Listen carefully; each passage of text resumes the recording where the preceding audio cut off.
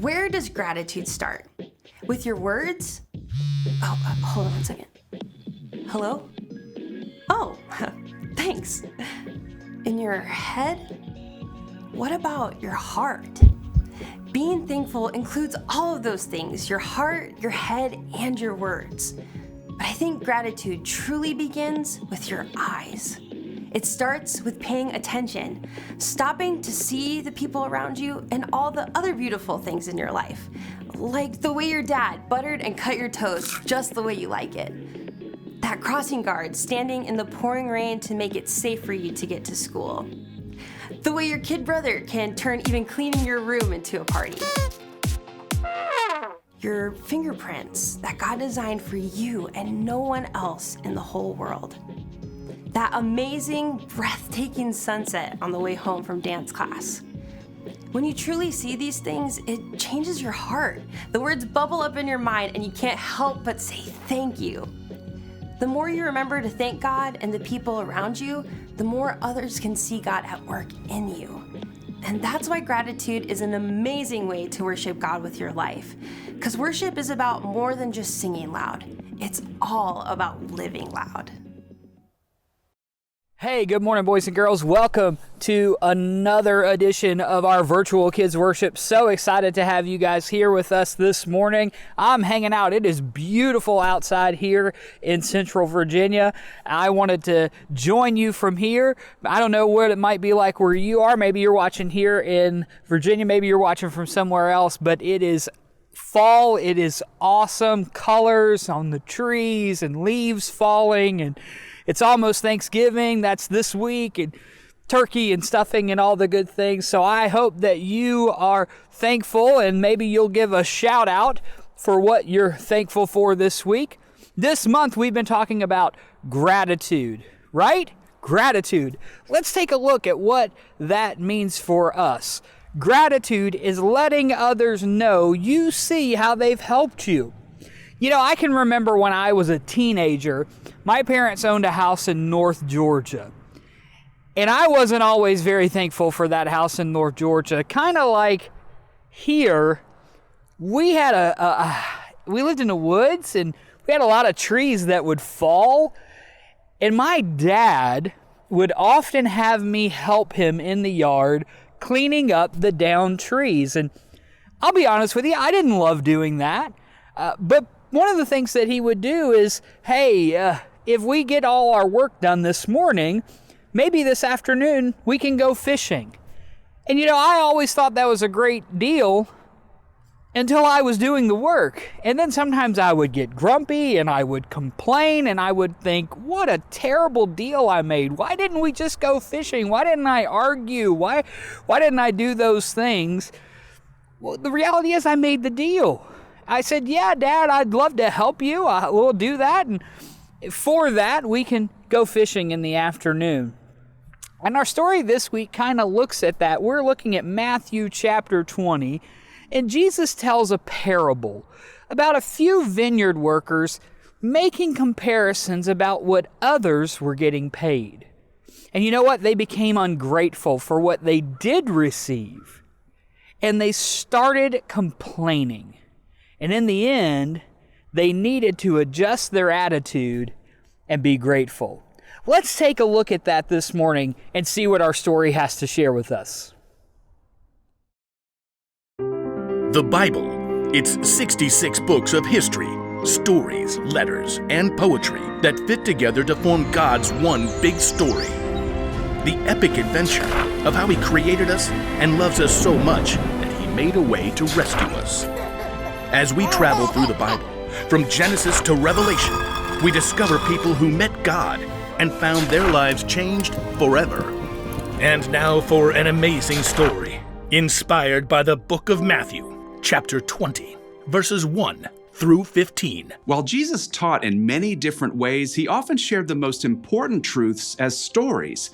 He used the things and animals and situations in people's everyday lives to help them understand things that were bigger. One day, Jesus explained to His closest friends what the kingdom of heaven was like, and He used a story to help it connect. Now, if He told that story to us today in our world right now, I think it would go a little something like this. There once was a man who owned a large vineyard. Here at Grape Escape Vineyards, we specialize in red, white, and green grapes. One bright autumn day, the man called in his manager to find out how his harvest was doing. It's doing great. Thanks a bunch. We shall pick the grapes immediately before the beetles nibble them up. That's some good raisin. The next morning, the vineyard owner rose while it was still dark and hurried to the center of town. He arrived at around 6 a.m. and there were people still standing around noshing on grape jelly muffins. Are you looking for work? Yes, indeed. How much do you pay? $100 for the day. Precisely perfect. Let us proceed. The owner led the workers back to his vineyard. Baskets, hats, don't squash the grapes. Oh, well, what happens if we do that? They might whine a little. The vineyard owner wanted to be sure that the beetles wouldn't ruin his precious grape harvest, so around 3 hours later at 9 o'clock, he returned to the town center and found more people lined up for work. You come pick grapes for me. I'll pay you well. Good deal. Let's go. The workers were all picking as fast as they could, but there were still long rows to harvest, so the vineyard owner went back to the town center at 12 o'clock noon 3 hours later, and there were still plenty of workers standing around. Come, help out in my vineyard.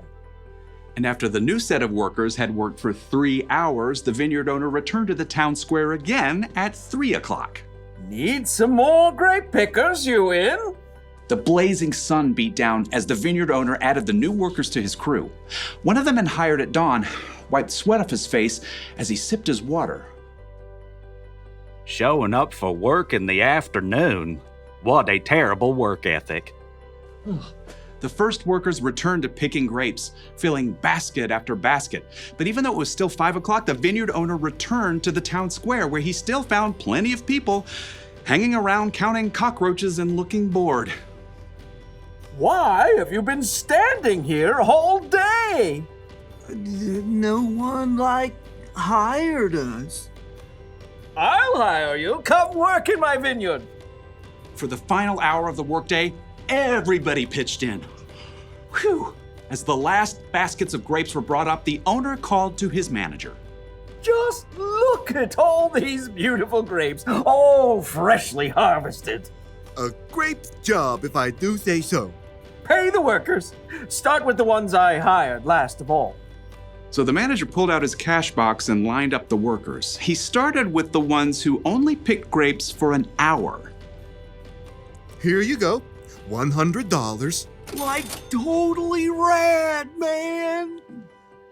At the other end of the line, the workers who began at dawn began doing some quick math. $100 for 1 hour of work. That means we're about to get over $1,000. The manager continued to hand out pay packets to the workers who started at 3 o'clock $100. and noon $100. and 9 o'clock in the morning. $100. Okay. By the time the workers who started at 6 a.m. reached the front of the line, they were getting a little bit worried. You're paying us what's fair for working all day, right? Yep. $100. What? Preposterous. The early morning workers stalked off to find the vineyard owner. You paid those hooligans who only worked an hour the same as us, even though we sweated all day picking your grapes. Just look at this crispy sunburn. Friends, didn't you agree to $100 for the whole day? That is a technicality. Do you feel cheated because I gave so freely to the other workers? Don't I have a right to do what I want with my own money? But it's not fair. Take your money and go. I want to give the ones I hired last the same pay I gave you. The early workers glared and skulked away, cash in hand. They had let the owner's generosity to someone else ruin their day. Jesus' story made it clear. God gives freely to everyone. Rather than focusing on what you don't have, adjust your attitude. Choose to look at what you do have. Wow, boys and girls, that's a really cool story from Matthew chapter 20, and it reminds me of our bottom line for this week. Can you say it with me? Adjust your attitude. Say it one more time. Adjust your attitude. Don't we all need to do that sometimes? We make a commitment. Mom or dad ask us to do our homework, do our chores, something along that lines, and then what do? We complain, we argue, we fuss. When we've agreed to do this, even more so, have you ever thought about maybe you get an allowance and then you complain about your allowance? You complain about the incentives that you get from your parents for doing some of the things that you agree to? I know I've done that. And that's what our story is telling us this week. We need to adjust our attitude. And we can change our whole outlook on life if we just take time to refocus and think about all the things that we have been given. That's my prayer for you guys this week. I want you to see life differently, and I want you to discover all the ways that you can show gratitude. Yes, you can be thankful for homework. You can be thankful for chores. You can be thankful for having to play with your brother or sister. You can show gratitude for these things. Remember, it's letting others see how they've helped you. Man, in this day and age with all the things going on with some virtual schooling, in-person schooling, we have a lot to be thankful for. Moms and dads and family members and friends and teachers and so much more. A lot to be thankful for this week. And what a great week to show how thankful and how much gratitude we have with Thanksgiving this week. And I hope you guys have a great Thanksgiving. And I hope you guys will be back next week for our last week of Kids Worship talking about gratitude. We've got one more week here in the month of November, and we want you guys to be a part of that. And then guess what? We're looking towards Christmas throughout the month of December. Let's practice our memory verse together just a couple of times before we say goodbye today. Give thanks to the Lord, for He is good. His faithful love continues forever. Can you say that with me? Give thanks to the Lord because He is good. His faithful love continues forever. That's from Psalm 136, verse 1. Don't forget, check out our Kids Worship here on our YouTube page, our devotions here on our YouTube page or at Facebook, and Monday, November the 23rd, our first episode of Kidnection is live on our YouTube page at 7 p.m. You're going to want to check that out. Miss Brandy, who is our Tiny Town Director, and myself are going to be a part of that, and we'll have another episode in December, but our premiere episode is Monday night at 7 p.m. Check that out. And don't forget, if you're still worshiping at home, we have an exciting opportunity for you, our virtual K through 5th grade life group. We would love for you to be a part of that, to connect with some of our leaders and some of your friends and dig deeper into these stories. If you'd like to do that, shoot me an email. Mom or Dad, shoot me an email. Let's get those kids connected wherever they are. We hope you guys have a great Thanksgiving, a great Sunday, and we'll catch you back next weekend right here for Kids Worship.